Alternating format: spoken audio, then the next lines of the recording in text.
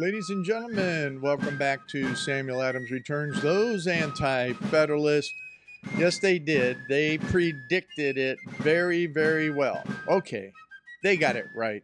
And this is Tom Navulis, your host, and I am delighted that you are here again with me this week to discuss this topic that I'm going to introduce from a perspective that next week we will be recording the program down at Planted Flag Brewery there in Medina, Ohio.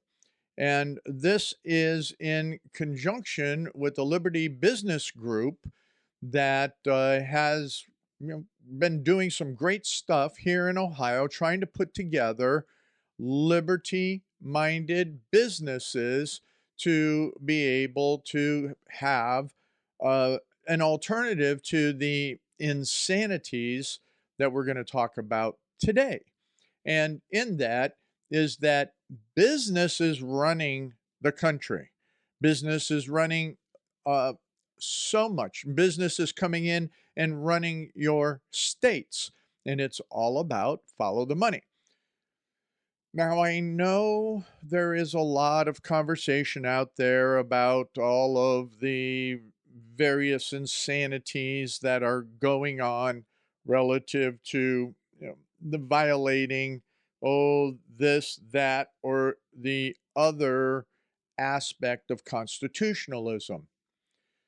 Well, today we're going to highlight again the anti federalists predictability of what could happen within the context of our Constitution as it was written in 1787, as well as then how it played out. Now, we still haven't had the program with GR Mobley. We'll do that here one of these days when he and I can get our schedules and calendars all coordinated. But I'll tell you what, for the next several weeks, we have enough that is jam packed in relationship to business, what's going on, what is it going to mean to elect a proper governor in your state.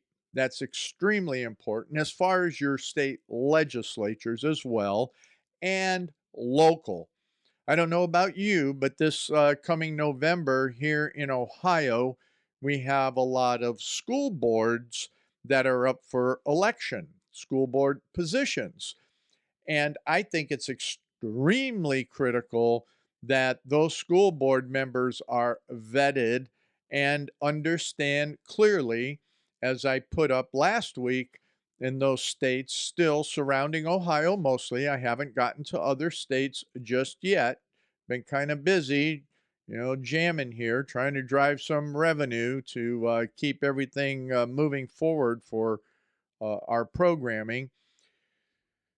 But it's critical that you take back your school boards and that they know when they swear to uphold the state constitution that they're doing so by upholding the rights of the parents and the students according to the principles of constitutionalism and federalism. Well, we're going to talk about something I had in the references last week and did not get the time to talk about. I want to talk about it this week, again, as a precursor understanding for what does it mean for independent businesses being those that you have a right to do, called personal property, especially as a sole proprietor, limited liability corporation, or any SMB, small and medium business. So, what am I talking about? Well, if you go to last week's references, you will see there a acronym, all in small letters, WBCSD. WBCSD. Well, what is that? Well, WBCSD stands for World Business Council for Sustainable Development. Now, we're seeing, and you'll see in the references here, some of the things that I'm talking about. Uh, Take, for instance, a major corporation who I'll identify a little bit later was taking and having their diversity training or whatever they want to call it. And they said in there that 3-month-old babies are racist. Are you taking that in? I went silent there for a moment so you could absorb 3-month-old babies are racist. And you're racist from then on. And that's what this communist is teaching, and that is inside these businesses. So, Tom, what does that have to do with the WBCSD, World Business Council for Sustainable Development? Ladies and gentlemen, you talk about the UN, and we've had all the tinfoil hatters, which haven't been just tinfoil hats and have not been just these other types of ideas. They're true, they're out there, but these are 200 of the major corporations, global corporations, that want to and are governing. Governments aren't governing, especially at the federal level. Congress, Senate is not governing. You have these major corporations are pushing their agenda, and you have the administration under Biden and all the bureaucracies taking and allowing them to, facilitating the access to be able to destroy our whole idea of constitutionalism. Now, as we get into the next couple of segments, we're going to look at a couple anti-federalist papers whereby they talk about the cabals, they talk about business, they talk about those that would take and have the influences, in particular in the Senate, let alone in the House, but then in those various agencies that could become developed within the context of a constitutional administration, that meaning the presidency, that will obviate everything in the concept and context of a limited government, to the extent that they will say, who cares about constitutionalism and constitutional rights, because we, as these major corporations, can control everything. If you want a job, you have to take that diversity training.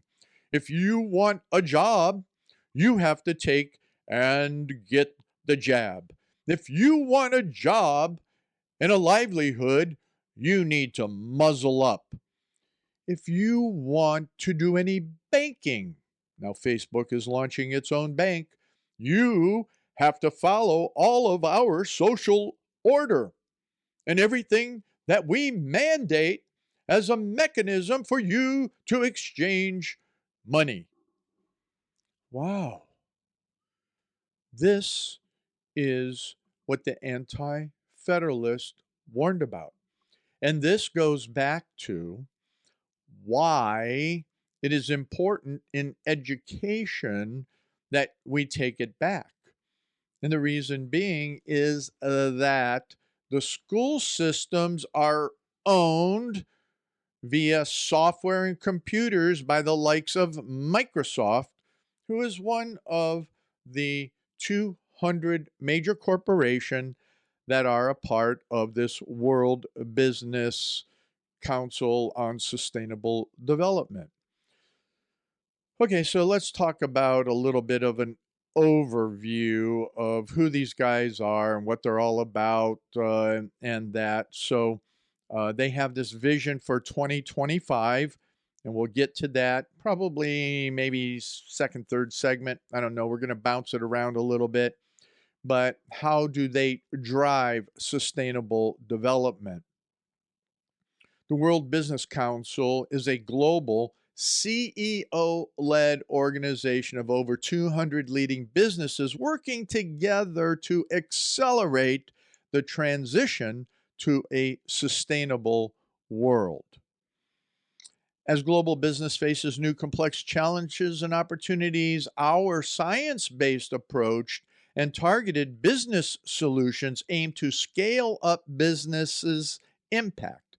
We target the realization of sustainable development goals through 6 work programs to achieve systems transformation: a circular economy, cities and mobility, climate and energy, food and nature, people and society, and redefining value. And that means redefining values in their people and society. So, wow, what does that all mean? What does that all mean? Well, let's look a little bit more. Let's see. Their vision to transformation is all about taking and looking at the 3 critical challenges: the climate emergency, ain't one, but they say there is; nature loss, what's that mean? Nature loss, and mounting inequality.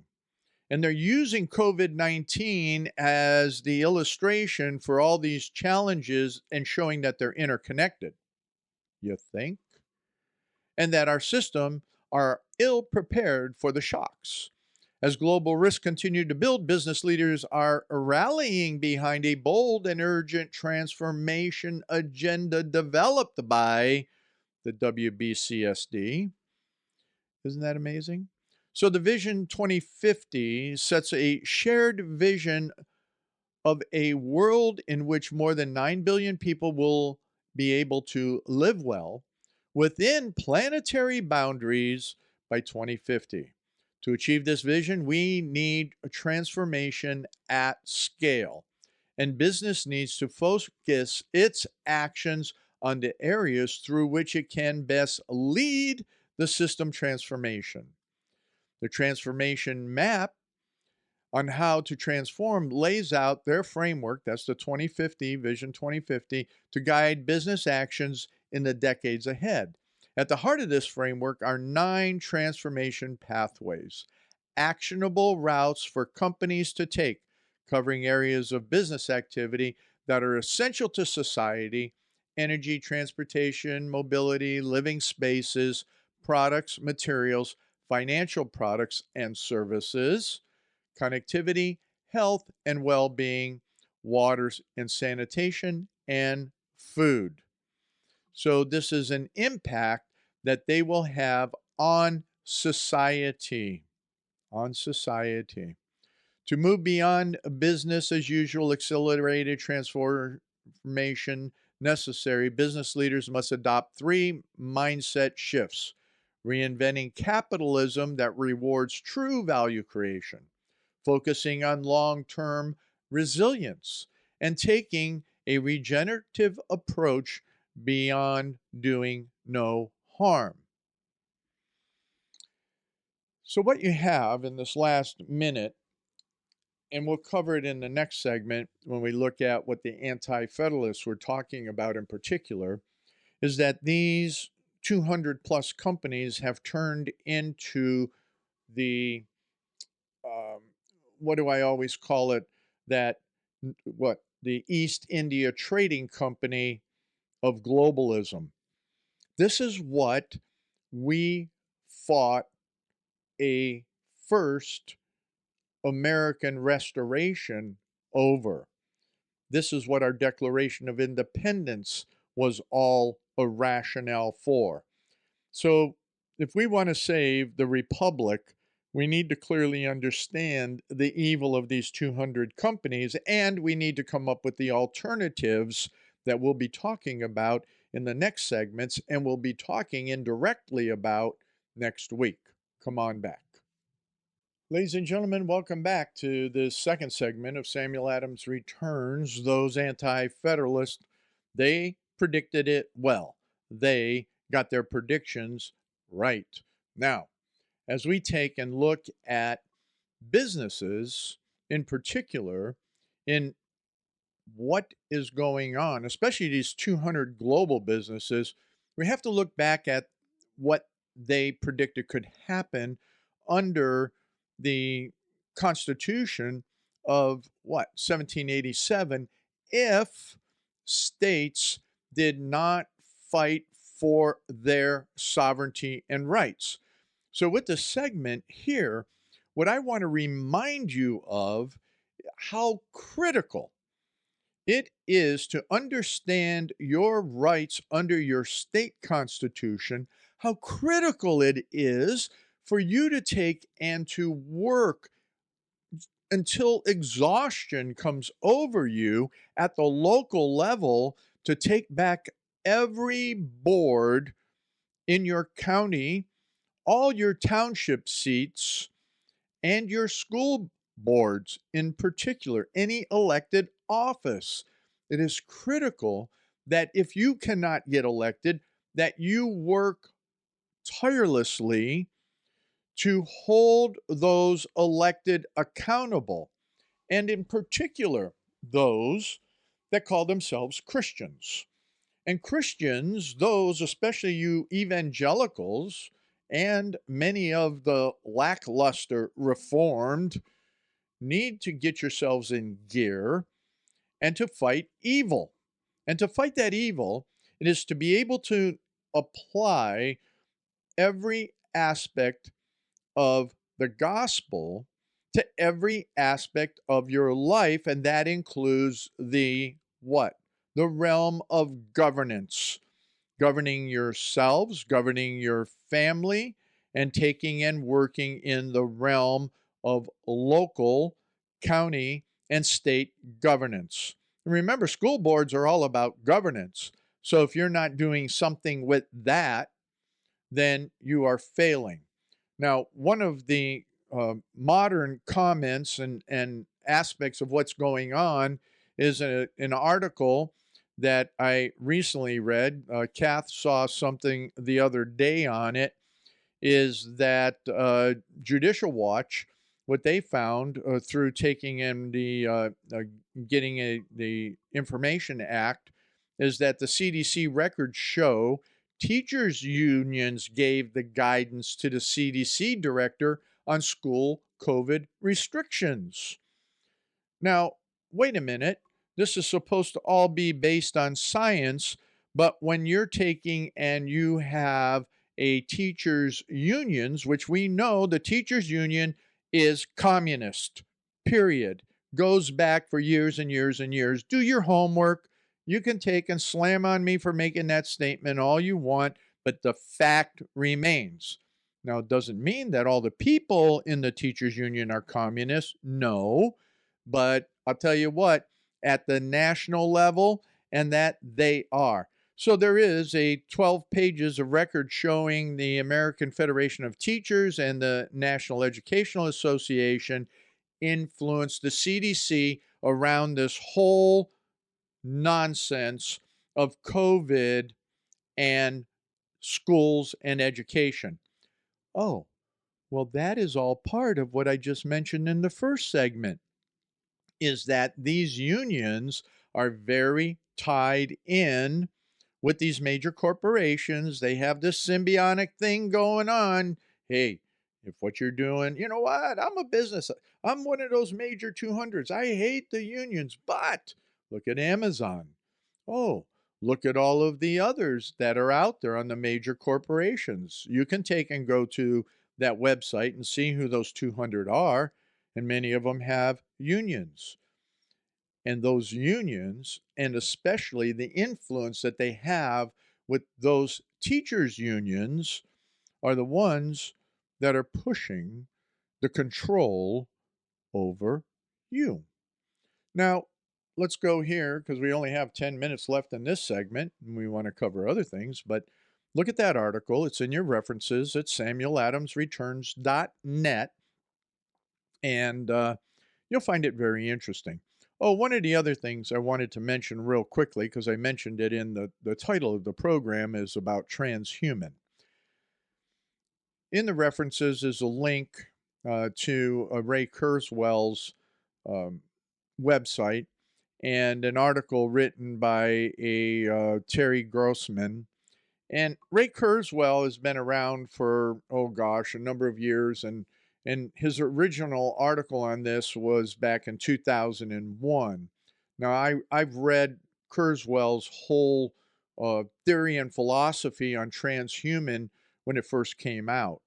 Uh, it was just based on being in the high performance computing realm and a lot of the different things that I was doing with DARPA tech and all of the other high technology areas in high performance computing and storage and networking. Remember, I was an executive in the telecommunications industry, so I have a very clear understanding of that from a number of years ago, not necessarily the present. But Kurzweil, let me give you this real quick, and then you can go look at it yourself. But this is part of the insanities of these, large corporations and what they're doing on, within the context of the globe, within the context of the earth. So you have therapeutic human cloning, stem cell therapies, synthetic organs, molecular nanotechnologies, can we call it COVID experimental vaccine, and the digital cerebral interface that we're seeing a lot going on may allow us to achieve immortality in this century. But keeping bionic transhumans alive until immortality is achieved may prove very expensive, and not everyone will want it. Now, one of the statements that that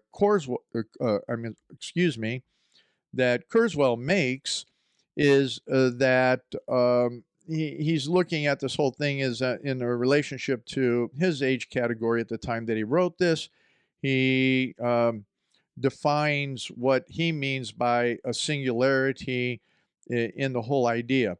So, what he is looking at is that um,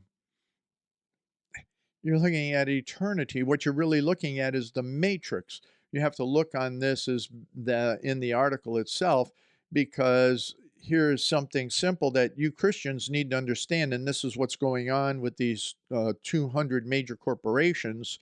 In that, Kurzweil says, I feel that this singular event corresponding to the end of death's icy grip on human life will be among the most spectacular of triumphs for life itself.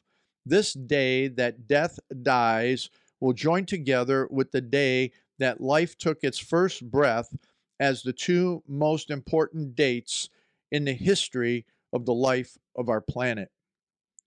Well, I got news for this character and news for you if you don't know it. But when death died and life came to its fullness is when Jesus died on the cross and then when he rose from the grave. That is what Kurzweil, these major corporations and others are trying to emulate, and they'll never succeed because only the God creator of the universe is the only one that can overcome death, because he pronounced death. He allows death.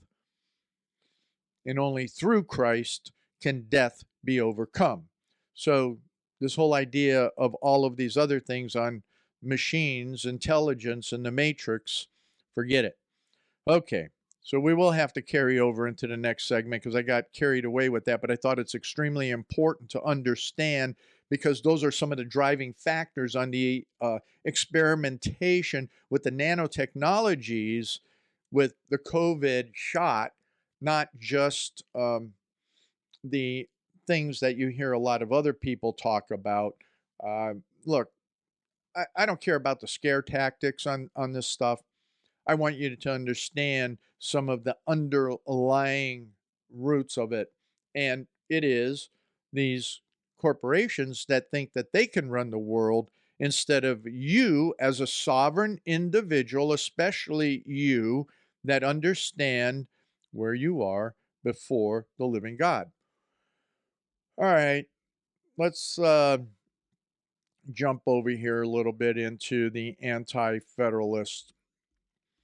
Very good article by none other than one of my favorite anti federalists is the Federal Farmer. And something that he's talking about in the appointing power under the Constitution is the way that honors and emoluments of public officers are the objects of all communities. The ambitious and necessitous men never lose sight of it. The honest, the modest, and the industrious part of the community content themselves, generally, with their private concerns. They do not solicit those offices which are the perpetual, get this, perpetual source of cabals, intrigues, and contests among men of the former description, men embarrassed, intriguing, and destitute of modesty. Even in the most happy country and virtuous government, corrupt influences in appointments cannot always be avoided. Perhaps we may boast our share of virtue as a people, and if we are only sufficiently aware of the influences, biases, and prejudices common to the affairs of men, we may go far towards guarding against the effects of them. This is critical. This is the heavy duty stuff that's going on.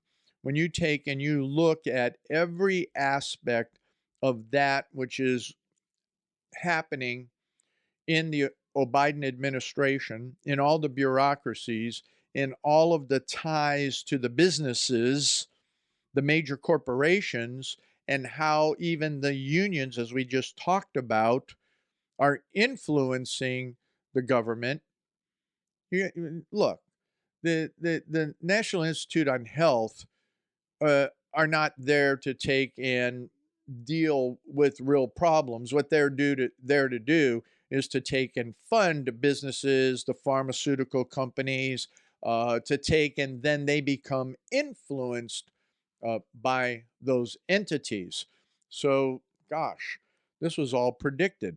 So, um, when we look at businesses and what that means, we have to look here in another anti federalist paper, which we only have a couple minutes to finish up with. But when we look at Agrippa, which was James Winthrop, Agrippa number 6, and the excerpt from that, when it's given to a regulated trade, and that the power under certain limitations would be a proper one for the Department of Congress if it is in the system carried much too far. And it is. It is in the system carried much too far and much further than it is necessary. This is, without exception, the most commercial state upon the continent. Our extensive coasts, cold climate, small estates, and equality of rights with a variety of subordinate and concerning circumstances place us in the respected head of the Union. We must therefore be indulged if a point to so nearly relates to the welfare and rigidity be examined. So the Constitution takes, and from this, we continue to look at how it regulates and trade and commerce and granting exclusive charters. Now, this happened in a lot of old countries and all of that. But as we get into the third segment, I want to get into these paragraphs where we look at the East India Trading Company, and we're going to ratchet back to those 200 global companies and what they want to do. But be of good cheer, be of good hope, is that there are businesses that are coming together, and we're going to talk about one at the beginning of the third segment, because you know what? Sam Adams understood all of this, as well as the anti federalist, as we're reading. They were predictive of our situation today, and we'll come back and talk some more about it. Ladies and gentlemen, welcome back to Samuel Adams Returns. Those anti federalists, they did. They got it right. This is Tom Navolis, your host. And in this third segment, I want to take and introduce to you a competitive company to Amazon. Now, they're not the monster like Amazon is. In fact, this company is two West Point grads that were highly recommended to me by General Vallely, who I had on the program a month or so ago. And hopefully, I'm going to have one of the founders of this company on in late October, early November. They have some things that they're working on, and they don't have it's just not the right timing yet. But we are going to have them on. So, where do you need to go? Where do you need to go? Hey, and this is not paid advertising. This is something that I believe because as we're looking at all these other corporations, we need to support patriotic businesses. That's what we're going to focus on in our next week's program are those patriotic businesses. But first, where you need to go to is conservativeeconomy.com. That's conservativeeconomy.com. This is for every patriotic family. You need to have that, that needs a freedom loving business where you can shop. That's what conservative economy is all about. I say take a look. There's a number of businesses in there, a lot of different areas, everything from kitchen, garden, survival gadgets, different things to wear, baby accessories, women's apparel, technology, books. That's where Amazon started, was just in books. There's all sorts of good stuff. And you know what? I highly recommend it. I've gone to several of the different vendors that are listed in here. And guess what? They are all patriotic businesses. In fact, there's one of the businesses that I even contacted that's here in Ohio, a patriotic business, not far from where I'm located, nor is it far from where I will be on next Tuesday, September 21st, and we are going to record the program at Planted Flag Brewery right there, or Planted Flag Brewing. I never get it all right. I get most of it right. But that's in Medina, Ohio. You can get all the information at the reference at samueladamsreturns.net. So if you're in Ohio, you want to talk about what Governor DeWine did, how it affected your business, how it affects your business now with supply chain and all of that, and what you want to say to those that are running for office in the state of Ohio in particular on how to preserve your rights, how to act, those political people, how to act in their sworn oath upon the Ohio Constitution, especially Article 1. So I'd encourage any of you that are in the Medina area or some driving distance. We're going to start the program around 3 o'clock in the afternoon so as not to impact their dinner rush there at Planted Flag. But if you come on out and you have something to say in the promo for today, you'll see a list of what we're going to talk about. And, I'm going to be doing some Sam Adams trivia. And for maybe 2 or 3 people that can answer my Sam Adams trivia, they'll get a free copy of my book, From Covenant to the Present Constitution. So with that, remember, next Tuesday, we're going to start recording at 3 o'clock for the following Saturday's program. If you can show up, great. Hopefully we'll get in a couple hours of recording time that we can turn into a couple programs that will be useful and meaningful. Now, with that, I want to take us back to what we were talking about with the Anti Federalist. And I want to go through just this one paragraph of Agrippa. And what he was talking about in here is that the businesses in all the old countries, this was something that was that exclusive charters were given to these businesses, and that you can look at all the ill effects of such a power.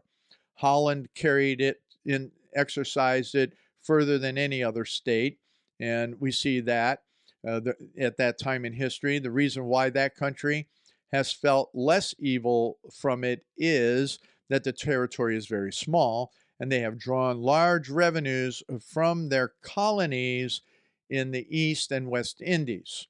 So, in this respect, the whole country is to be considered a trading company, having exclusive privileges.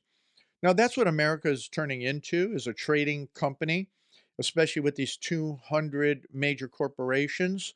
And they're the ones that are controlling how things are governed and not we, the people. So it is critical with the fact and reality, no different than it was with the colonies of our time, that, you know what, those trading companies cannot dictate or obviate our rights. We have our God given rights, and that is what they're trying to take away. And as I mentioned earlier and in the last segment, this whole idea of transhuman to actually put us into the matrix, is ultimately an ideal goal for these major corporations, or at least be able to control and maintain the workforces of all of those humanoids that are not in the transhuman environment. Very, very interesting. And make sure that it's all maintained and dealt with.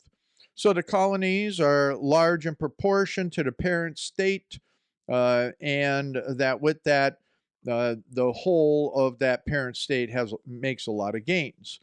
We are also to take into consideration the industry which the geniuses of a free government inspires. But in the British Isles, all these circumstances together have not prevented them from being injured by the monopolies created there.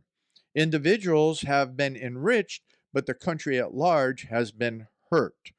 Some valuable branches of trading being granted to companies who transact their business in London, that its city is perhaps the place of the greatest trade in the world.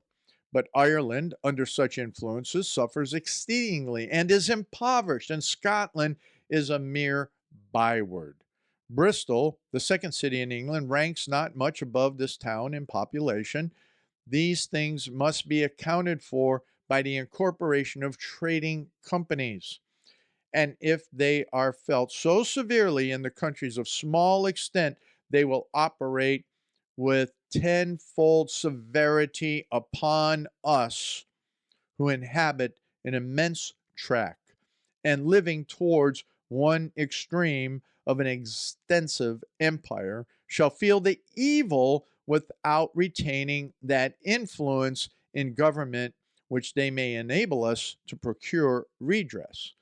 There ought to then to have been inserted a restraining clause which might prevent Congress from making any such grant, because the consequentiality defeat the trade of our ports and are so injurious to the general commerce by enhancing prices and destroying the rivalships, which is in great stimulus to industry. Wait a minute. I have to rub my eyes on this one so those that are only listening on the podcast and radio. The bottom line of it is that these founders, Agrippa, clearly understood business. They're not as stupid as the modernist, the educators want to make them out to be.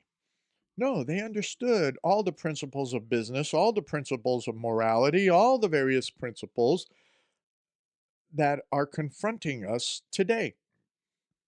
And the anti-federalists, again, were predictive that a business, large corporations or groups of large corporations would influence, but Congress would allow them to destroy our rights and our liberties by giving them all these special privileges. Interesting. Interesting from that component that what we're facing right now is nothing different than in the past. So, just as a little side note here, some college professor says that she's disturbed by how many white men still talk about 9/11. This is Jen M. Jackson, assistant professor of political science at Syracuse University. Wow, pretty sad. So, anyway, let's move on here about this whole thing on these 200 businesses that are all part of the World Business Council of Sustainable Development in these last few minutes. Now, what they have been doing and what they are doing is that they're focusing on maximum positive impact for shareholders, the environment, and societies. Now, get this. This is our uphill battle, folks. Okay, that the combined revenue of these companies, member companies, come from all business sectors and major economies, representing a combined revenue of more than in US dollars $8.5 trillion and 19 million employees. Their global network is almost 70 national business councils, giving the members unparalleled reach across the globe. They've been in existence since 1995, so they're not something new, okay? And governments in general have been capitulating to them. Together, we are the leading voice of business for sustainability, united by our vision of a world where more than 9 billion people are all living well and within planetary boundaries by 2015. Okay, interesting. You're all going to live well and all of that because they have the vision for you. And for those on the podcast and on the radio, I did that Uncle Sam, you. They want you, pointing in that regard.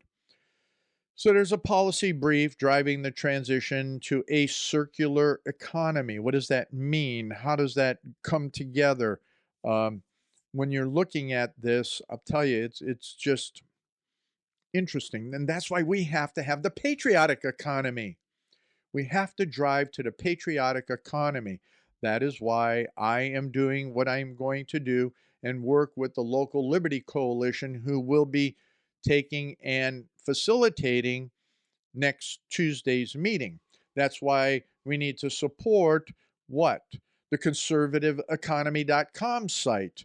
We need to find those patriotic businesses and support them, because otherwise you're going to have the Amazons, the Googles, and now Facebook is taking and going into banking, as I mentioned in the first segment.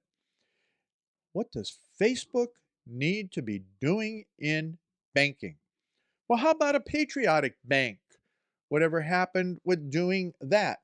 Here's my last commentary, because we're down to that last minute.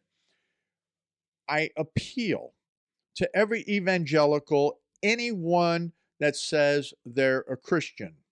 You have to live within the context of the truth that Kurzweil only dreams about, but more so, if you're in business, if you're in a large corporation, if you are on a board of a corporation, on a bank, a local bank, you need to stand on the fundamental constitutional principles of truth. If you don't do that, I don't know where your belief system is. You better go check it out. Sam Adams understood his very clearly, as well as many of the anti-federalists. So come on back next week when we will be where? At Planted Flag.